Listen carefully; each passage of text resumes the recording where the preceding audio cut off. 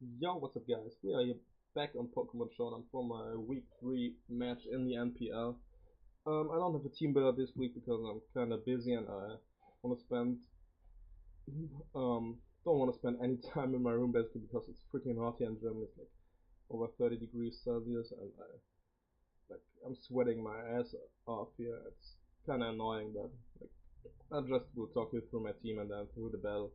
Last week we got our first win of the season. Now we're 1-1 with the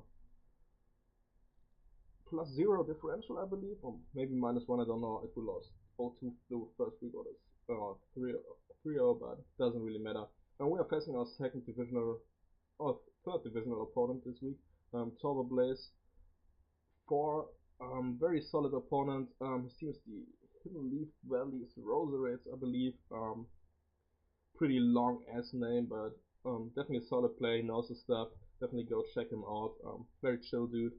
And yeah, he brings a very dangerous squad of Arcanine, Excadrill, which I expect to be Scarf. I expected more of a like defensive Arcanine maybe. He brings the Mega Diancie, a Ditto, which is always annoying, Scolipede, which is a threat, and a Latias. Um, I bring a lot of checks to the Scolipede. I bring a physically defensive or mostly physically defensive Nidoqueen with the Raw to like prevent any form of baton passing and set up versus me. I bring a physically defensive Hitmontop with Rapid Spin, Toxic, Stonage, and Close Combat. I bring Assault Vest, what's his name? Tangrowth with like pretty standard attacks and the HP Flying for Chestnut, which he didn't bring. I bring Cleric, mostly physically defensive, Aromatisse, which is my main answer to the Latios, and I bring SD Weavile, which is my main win condition. Last one I bring is Choice Specs Rotom this week because looking at his team, nothing on his squad enjoys like Specs Volt Switches or Hydro Pumps except the Latias, which I can 2KO with the Specs HPI. So basically Rotom can OHKO or 2KO his entire team. This battle we already battled like last week, so the battle is like 7 days ago already, so I don't know exactly how I played here, but I will talk you guys through it, and definitely a solid game, but a lot of hacks in this game, I have to say before we start. Not on my side, on my side fortunately, but on his side, which kinda really destroyed what could have been a really good game. So I lead off with my Nidoqueen versus his Ditto, and my Nidoqueen is Sugarberry, right? So I can take any one hit from this Nidoqueen, and like I didn't want to gamble on him going for a Sludge Wave early because none of my mons really wanted to take it. So I decided to just fire off an Earth Power to get rid of this thing, trading my Nidoqueen basically um, for the Ditto. He gets a crit, which kind of sucks because now I can probably not pass a wish into it, and like I don't outspeed the rest of his team, so it's pretty annoying. I probably won't get rocks up at one point during this battle. He goes into a Scolipede and I just switch out into my Hitmontop, which is my main check for this thing. He fires on Earthquake, which does absolutely nothing. Like, I'm almost back at full after this one. Here I just go for the Toxic because I expect him to switch out or Baton Pass out, which both would have made sense. I get a Toxic off from Latias, which is huge for me. Because this thing, if it was a setup like this, it could have actually beat my entire squad besides obviously the Weavile, which I like could have dealt with probably. He makes a good play and doubles out into his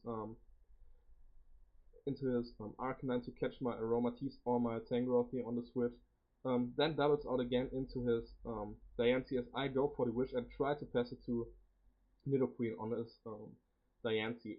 That obviously doesn't work. He directly sees that what I'm trying to do here and goes for the Earthpower to get rid of my Nidoqueen.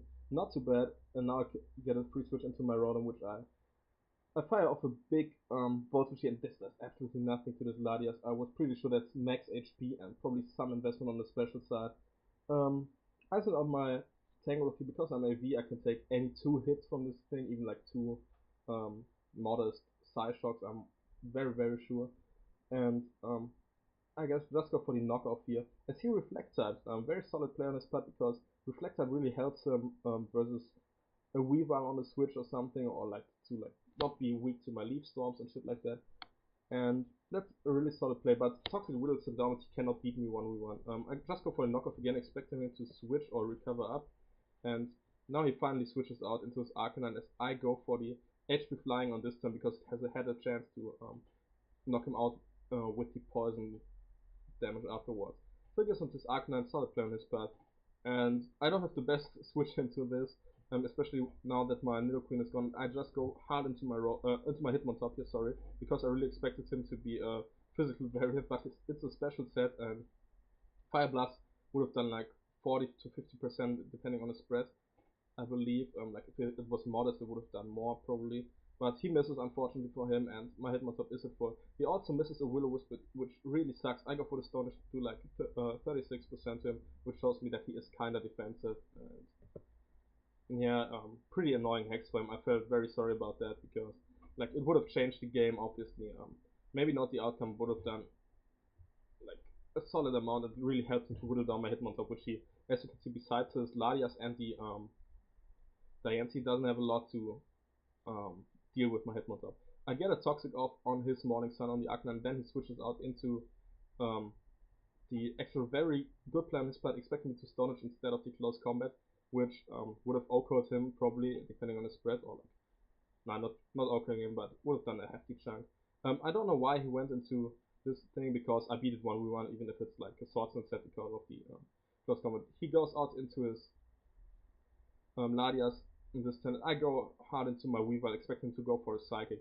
He goes for a Stored Power, so it probably was like Reflect, Reflect type recover, Calm Mind, and Stored Power, which kind of was a weird set, but once he got rid of Weavile, it could have actually been my entire squad, so I'm happy I got the Toxic off. Now I have no reason not to go for knockoff because it knocks out the Larias at this point because I already knocked off his Cobra Berry, and now he goes into his extra. I'm really sure now that he's Choice Scarf because Ice Crash or Knockoff both would have done a lot to this thing.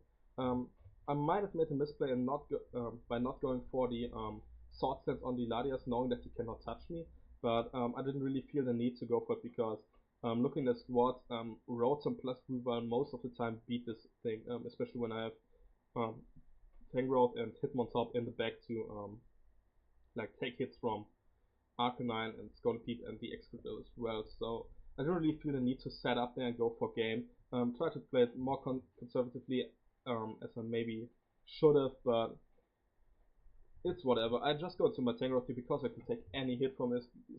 Earthquake does literally 17%, which is nothing. I go for a knockoff here, knock off the Occa Berry from his Scolipede. Very surprising to me because like the only fire type mon I have on this team is Victini, and the choice band we create from Victini definitely kills through the Occa Berry after rocks. I'm very sure that this thing cannot tank any hit from Victini, so even with the Occa Berry, so that was kinda weird, but nonetheless I can just go into my Hitmontop here as he misses a Mega Horn. That's another hex on his side, which definitely I was pretty sure it put him on tilt, but it didn't really matter. Mega Horn would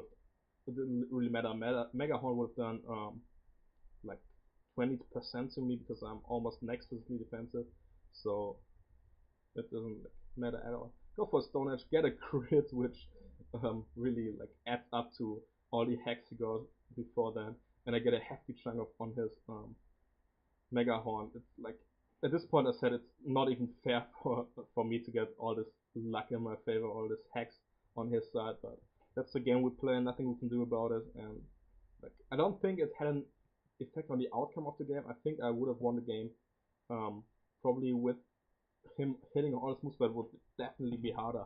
So yeah, nothing too important. I go for the Earthquake on his Arcanine, switch, which doesn't do a lot, and I just can go for my Rotom here, and as you can see, he misses another Will-O-Wisp, and like I really felt bad for him. Like most of the time I don't care about hacks because everyone gets hexed, or gets hexed or gets hexed in his favor, but like this, he missed like 2 or 3 Will-O-Wisp, missed the Mega Horn, missed the Fire Blast, got crit on Diancie, all the good stuff. Like it really sucked, and it like took a lot of fun out of this game, which could have been very cool again. I go for the Hydro Pump here, and I outspeed his Arcanine, which is kind of surprising because I just speed crept it, I believe, like by not a lot of EVs. Like he was probably not invested in speed at all. So I get a kill here with Hydro Pump. Nothing on his team could have taken the hit, and he goes back into his Excadrill. Makes a good play. Expects my Tangrowth here, hits me with the X-Scissor, but it's still not enough to like 2-hit KO me, which sucks for him. I can go for another Earthquake or switch out here, and I decide to switch out on the on his double into the Diancie, which had a chance to be to be killed by the Earthquake at this point, which I could have thrown out, but I wanted to play it safe, go for the Rotom, because Rotom again gets basically a kill here. He goes for Diamond Storm, does a hefty chunk to me because I'm very much offensive, but I get a kill with the Hydro Pump. Adding to all the hacks, I don't miss a Hydro Pump here, which is pretty funny.